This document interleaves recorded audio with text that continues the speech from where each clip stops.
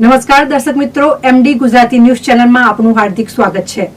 હવે નિહાળીએ આજના મુખ્ય સમાચાર।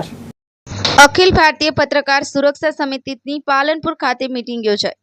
આજરોજ પાલનપુર વિશ્રામ ગૃહ ખાતે અખિલ ભારતીય પત્રકાર સુરક્ષા સમિતિની મીટિંગનું આયોજન કરવામાં આવ્યું હતું, જેમાં જોડાયેલા તમામ હોદ્દેદારોને નિયુક્તિ પત્ર આપવામાં આવ્યા હતા।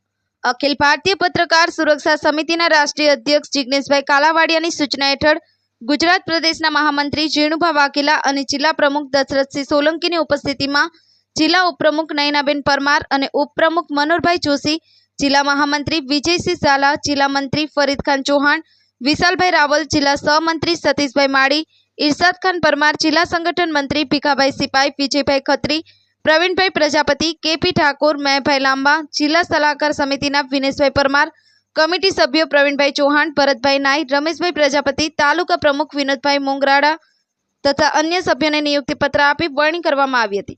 Bureau report, MD news Gujarati, Ramesh સત્યની સાથે।